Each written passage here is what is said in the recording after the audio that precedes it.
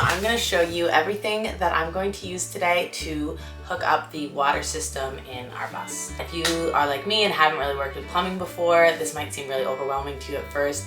It did to me, and now that I've kind of gotten all broken down into parts, it's actually super manageable. And I'm going to link all this stuff in the description, so if you do it the exact way I did and buy all these things, everything should fit together. I got a 75-gallon water tank on Amazon that's linked below. That was pretty cheap.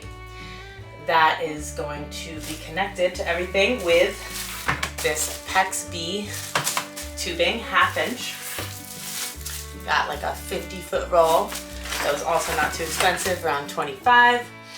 I'm gonna cut it with this pipe cutter tool, which I was resistant to buying, but it actually was like 10, 15 bucks in the end from Ace, so not that big of a deal. Gonna make everything easier. I've only done it with a hand saw before, and that's like hell and creates a ton of microplastics, so this will be better. So then you're gonna want to run your water through these little inline filters. It's gonna be set up like this. So you're gonna go filter to water pump to accumulator, which helps build up the pressure going through the line, and then that just goes into the PEX tubing, connecting to everything else. So every connection that I have to make, I'm gonna be doing with these brass PEX fittings. I tried to buy plastic ones thinking that that was cheaper, and what I bought was expansion fittings. So make sure you don't do that. I went to go do this. I started this video the other day and then realized that these expansion fittings, you need like an expander tool to use them. So you don't want expansion fittings, just regular fittings like this. This is like a multi-pack that comes with T's and elbows and couplings. I think it should be more than enough for the amount of turns and stuff I'm gonna be making. Cinch rings, cinch clamps, cinch bands, whatever you wanna call them. They have, so some of them are like a ring that you use a cinching tool with. These ones have this little knob that you just kind of pinch. There's also a tool for that, which I do not have. We'll see if that works. I got a couple of these. It's a 1/2 inch PEX to a 1/2 inch, this is male MPT. And then I also got some female ones, and they fit with my RecPro hot water heater, and with all this, and with my water tank. So those fittings were able to be used in a couple different spaces. They're all the same size. And yeah, and so now I'm going to hook water up to my sink in my kitchen, to the hot water heater, and then back to the shower to direct hot water to the shower. I'm not doing a water diverter in the shower. I'm just gonna be running straight hot water to the shower, and I'm gonna put like the temperature setting thing close to the shower so that you'll be able to change the temperature of the shower just with the remote, instead of having to, or whatever. I just didn't want to have to install the whole diverter thing. I've heard people do it like that and it works fine. Oh, also, for filling my water tank, in a previous video I talked about how the water tank I got cannot be hooked up straight to pressure. So I ended up going with, I didn't feel like cutting another square hole in the bus, so I got a different one than I originally got. It's just a little circle fill station that you gravity feed through. I'm thinking I can still put a hose in there, and as long as it's not a pressurized connection, it's gonna be fine. The water will just flow in. And then I got this tube at Ace where they had like lots of different tubing that you could just have cut to the size you need. I found Ace is kind of better than Lowe's for little things like that. And I got these little clamps for tightening that. And yeah, so that's the other part of our system. This will be how we fill our water tank, and then I also have a vent tube that I'll show you once we go back there. But all right, now I'm gonna start hooking it up. First thing I'm gonna do is mount all this on a piece of wood that's gonna get screwed underneath our bed frame. So we'll start there.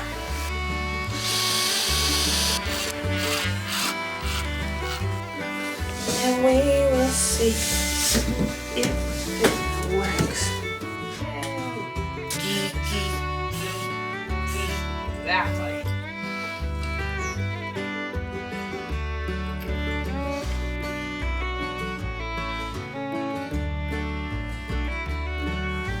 I learned maybe avoiding these right angles as much as you can, and I think that I can easily connect that one to the down facing one up here.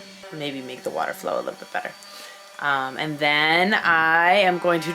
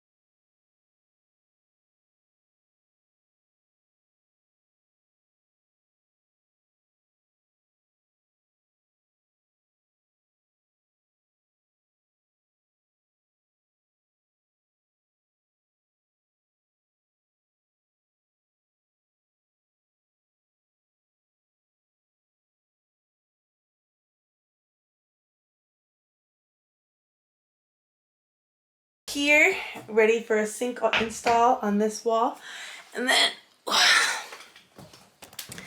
going all the way through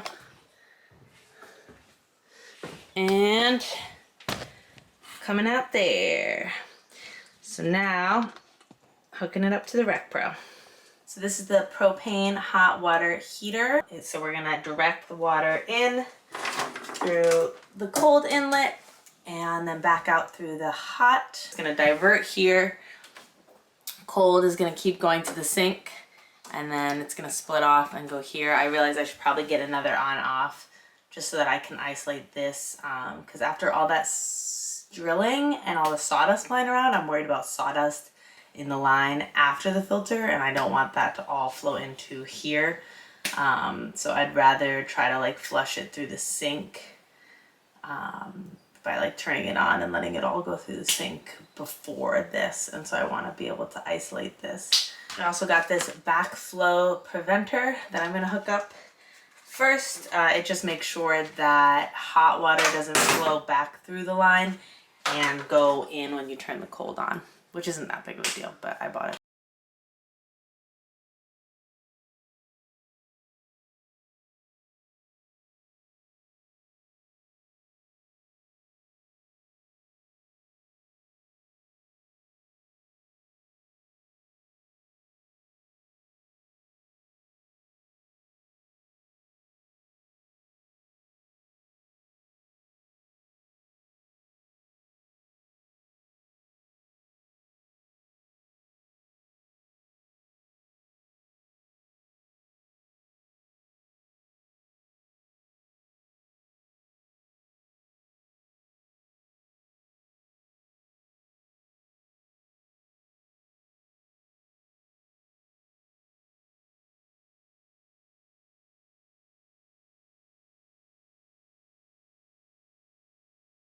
Drill a hole in the counter.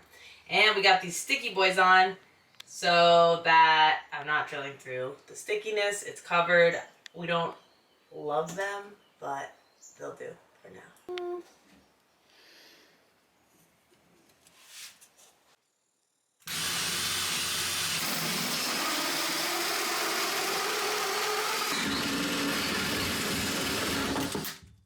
Hold tight all night. Oh, everything alright.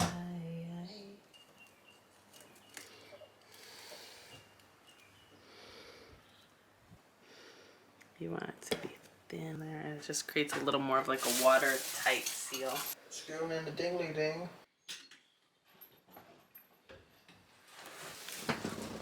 So that weight is so that when we pull out the sprayer thing, it goes back in. Just keep going. Yeah. Right here. We're in a late night bus build session. I cannot crawl under the cabinet anymore. I was in a lot of pain after I did last time. So Tree is now getting under there to cinch all the cinch rings with our new cinching tool that we did have to end up buying specifically.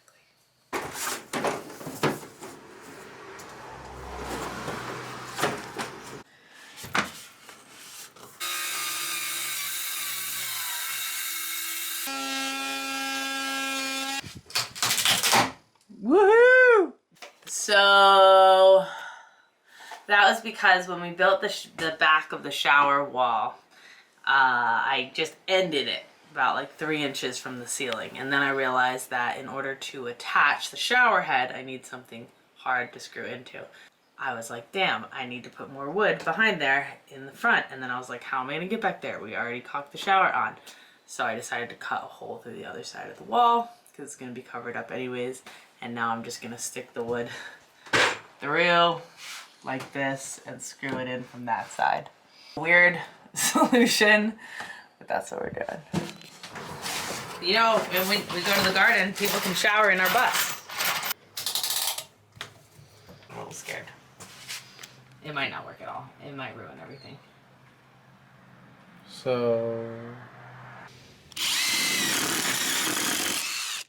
Not bad.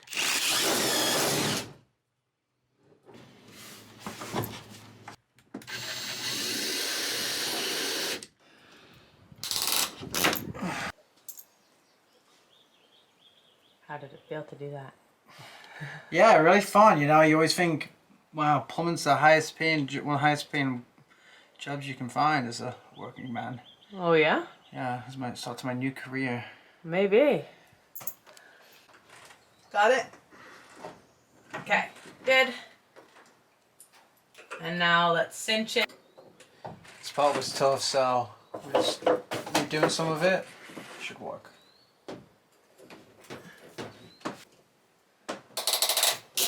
We got our shower curtain. Boom, boom, boom, boom. Right here. And this is the moment. We're putting it in. Oh, sugar. I didn't realize.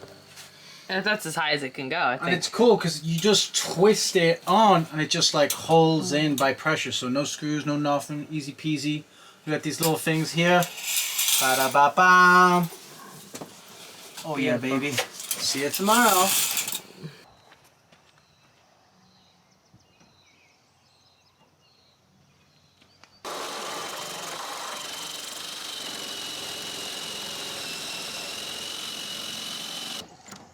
The trick to this is to not power it in like so fast. You need to like get it up to speed and then slowly progress it in.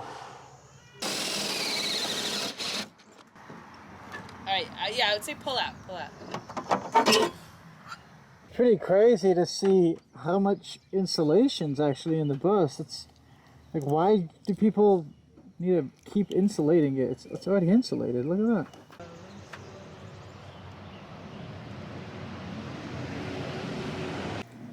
I don't know how we're gonna do it like this. I think we have to attach it to the pipe first.